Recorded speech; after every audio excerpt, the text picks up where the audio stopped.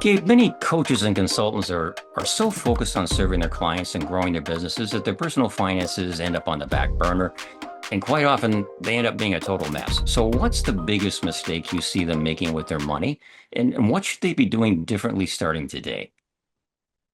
For your US listeners, the biggest mistake is generally not setting enough money aside for taxes. That is the biggest one that happens a ton. Now, once someone has already achieved the level of success and they've been putting money aside for taxes, the next thing that they then start doing is they got to start paying themselves the right way so they can start getting money set aside. But the biggest mistake is always get taxes. Taxes, the one thing we can't avoid, death and taxes. Yeah, Mhm. that's great actionable advice. And I'm delighted that that's why I wanted you on the show today, because I know you're going to have all kinds of great golden nuggets like this. Hello and welcome to the Seven Figure Life Fulfillment Podcast, where we share strategies to help coaches and consultants build life affirming seven-figure businesses filled with passion and purpose. I'm Ken Stephen, your host, and my guest today is Gabe Nelson. With nearly 30 years in the financial services industry and more than a decade as a solopreneur himself, Gabe has helped hundreds of independent coaches, consultants, and freelancers simplify their finances, clarify what really matters most to them in life, and build a foundation of security, freedom, and peace of mind. And today we're exploring how to master your finances as a solopreneur so that you can create the life you want.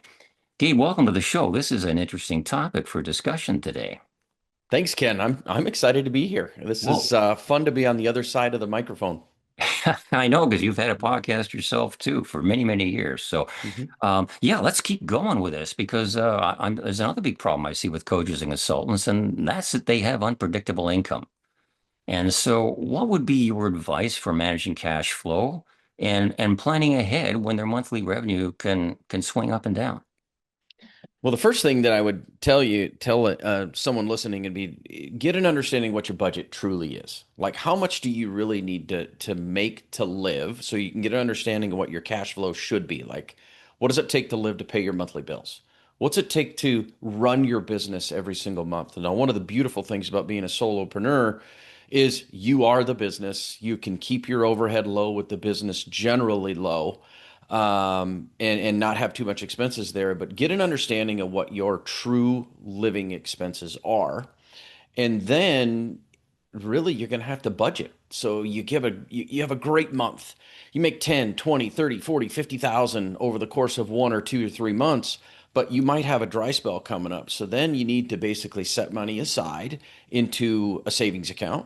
And ideally, you have that in personal savings and business savings so that you can continue to pay your bills on a monthly basis, ideally out of your business, and you're still bringing money home. So, for those of you who are married, if you're lucky enough to have a working spouse, and maybe the weight isn't quite as heavy. But if you're don't have a working spouse and all the income generation is on you, ideally what you do is you set a chunk of that money into a business checking account or a business savings account, and you drain that money out over the course of months so that you can keep a what I would call a normal paycheck coming in. And that really helps on the cash flow piece. But you got to understand where your money's going first. And that comes down to, a budget and auditing where you're spending your money. Yeah, and part of that is what you led off with, this notion that you've got to set aside money for taxes too, right? And Oh, and that's yeah. the kind of thing that when we're doing budgets, we tend to forget. We just kind of think of, we got groceries, we got car expenses, we've got rent or mortgage or whatever it is, right? But we forget about the taxes. So is there kind of a formula you can recommend that would be, how much they should be putting aside, how much of a savings nest egg they should have? Um, any thoughts on that?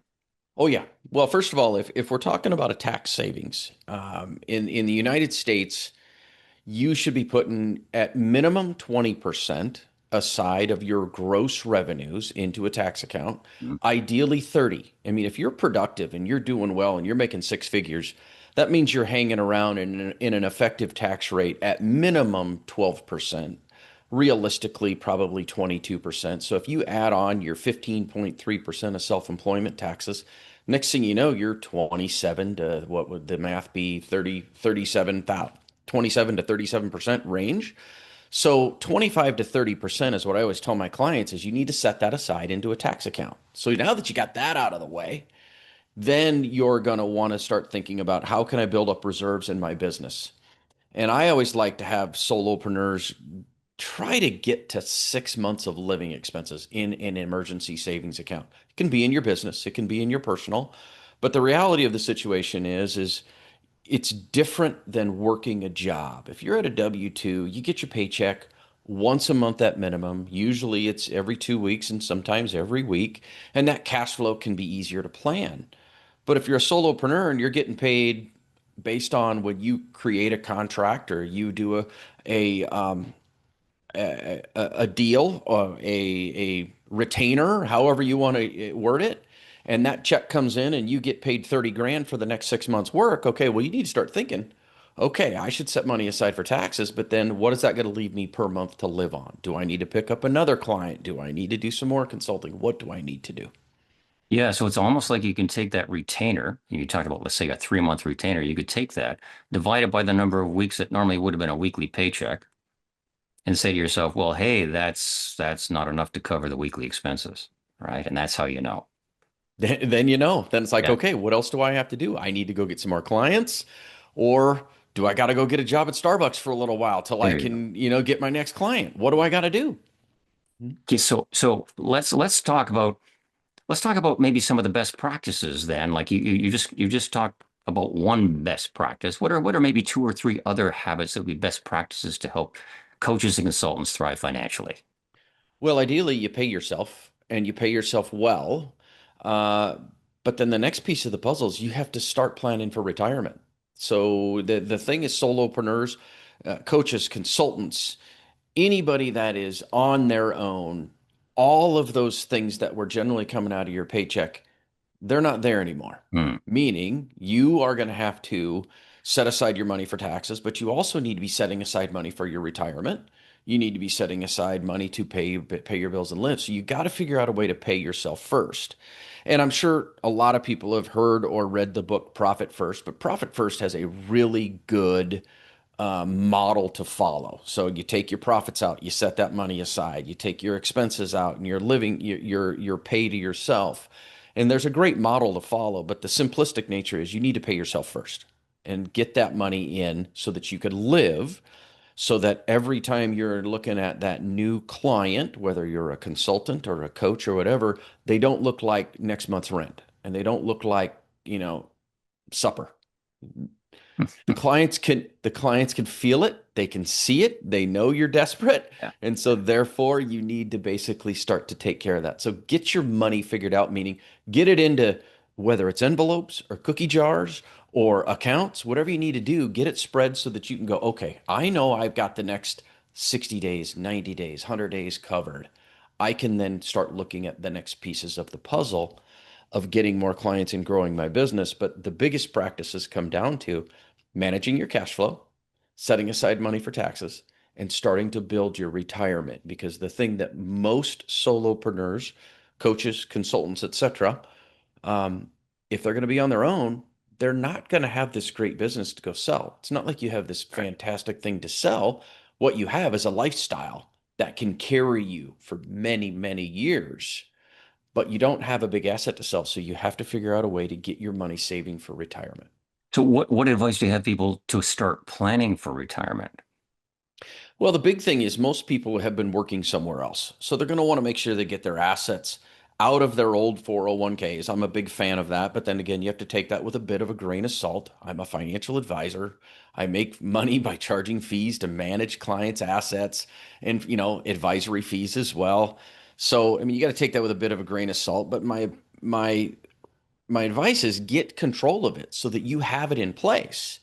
Now, the other thing you're going to want to consider is possibly getting that into a solo 401k. Now, this is getting a little bit deep in the weeds, but the reason I say a solo 401k, if you're a successful coach, successful consultant, and if you have no other employees and it's just you, maybe you have contract employees, so they don't have to be included in your solo 401k, but you can design your solo 401k to give you a backstop if the world falls apart on you And we've already learned back in COVID number of years ago, the world can fall apart on us for Hmm. a while.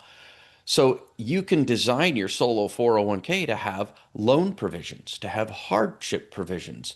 You can have things in there so that if the worst case scenario happens and you don't have clients for 6 months, you could actually make withdrawals to protect your family situation, to keep your bills paid, etc. Now, you don't want to do that, but it's there.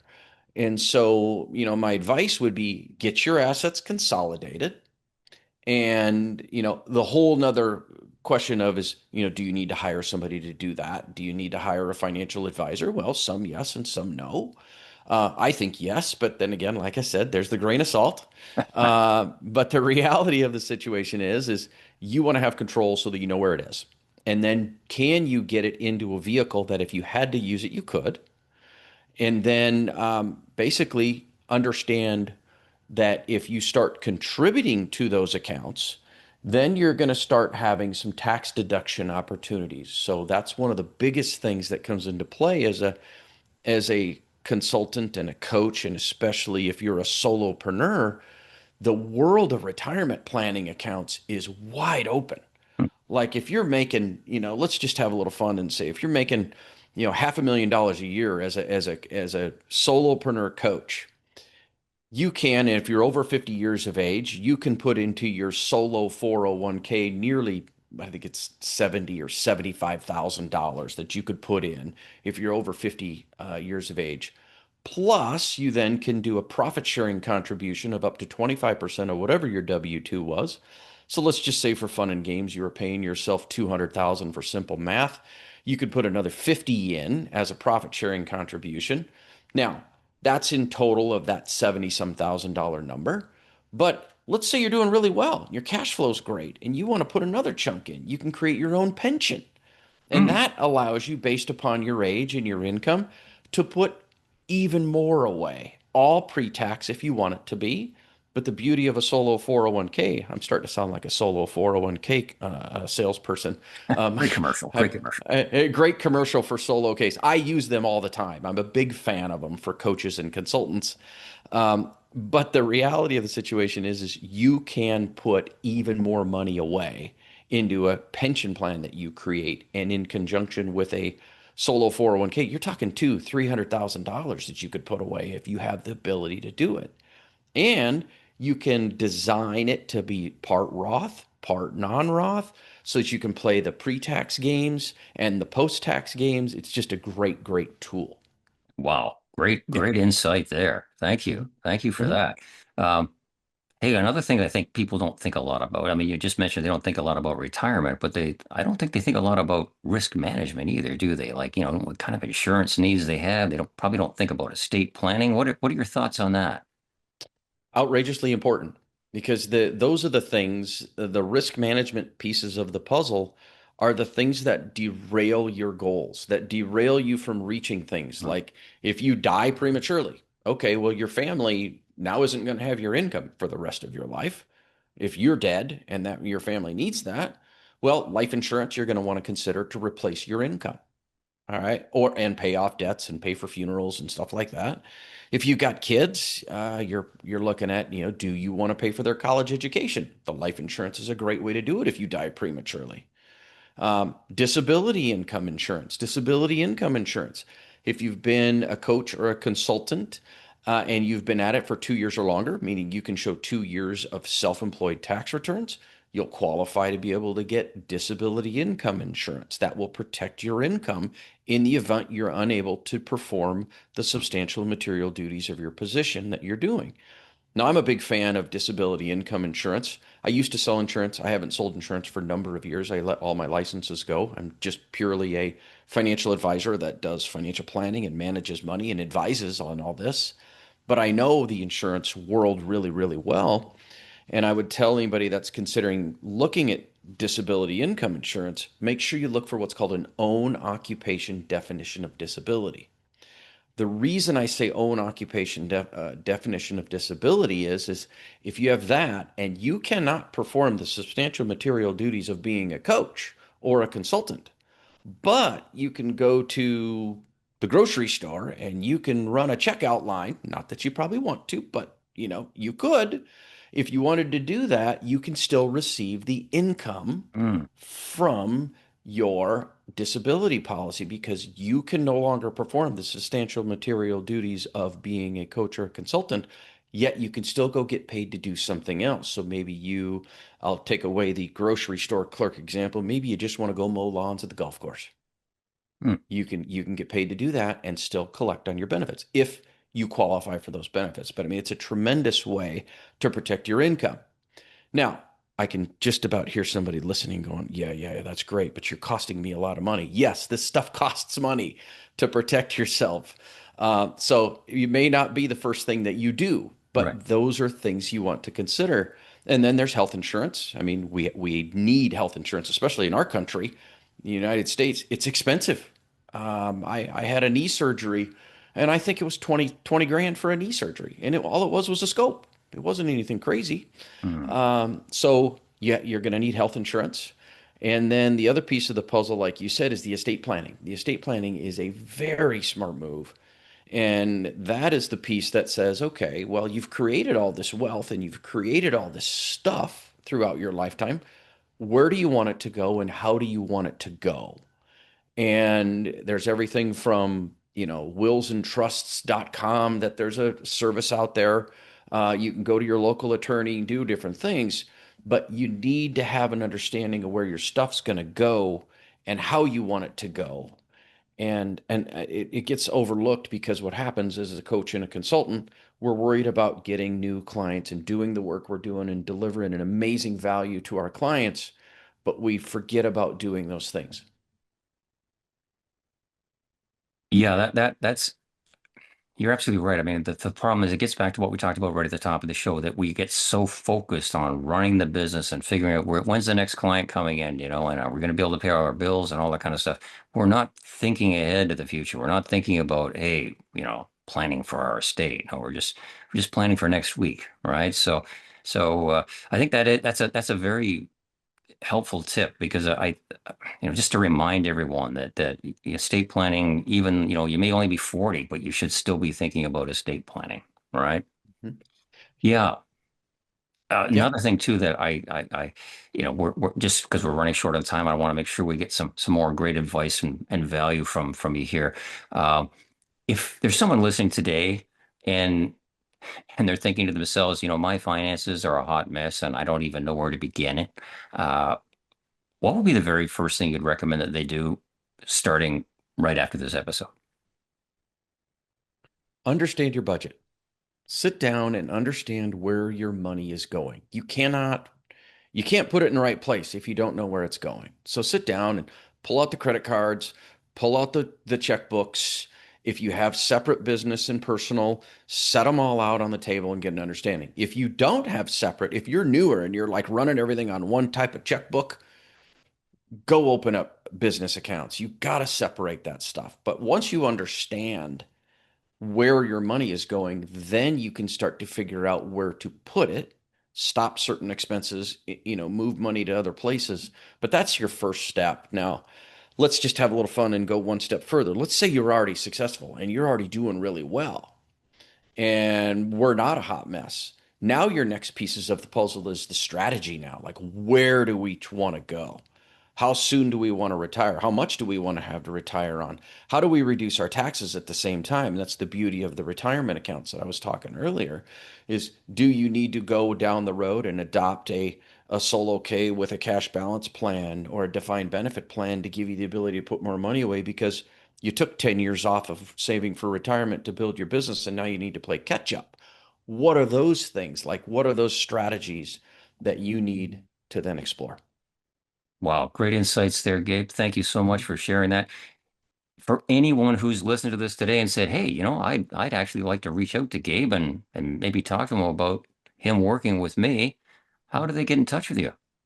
The easiest way is just go to gabenelsonfinancial.com. My website, I'm sure there'll be a link that you can click on in the show notes. But go to gabenelsonfinancial.com, click on the start here. There's a free consultation as a result of this podcast. I'll give you an hour of time. You can ask every question you want and no strings attached. If in fact you are a reader and you want to read, I have a book, and the book is called The Solopreneurs Money Manifesto. If you go to solopreneurmoney.com, you can actually download a free chapter. And the only thing you're going to give me is your email address, and you will not get spammed. I promise you that. You're not going to get spammed. Well, that's good to know. I will definitely put both of those links in the show notes below. And listen, Gabe, I want to thank you for being such a great guest on the show again today. It's been fabulous. For anyone who's benefited from just the golden nuggets that Gabe shared with us today, and how could you not? Please recommend this episode to your friends, share it to them if you think they could benefit too. Subscribe to all those wonderful things to the channel. Thank you so much. We'll see everybody else on the next episode of the Seven Figure Life Fulfillment Podcast. And Gabe, thanks again for being such a great guest. I appreciate it, Ken. Thanks for having me. All right. Bye for now.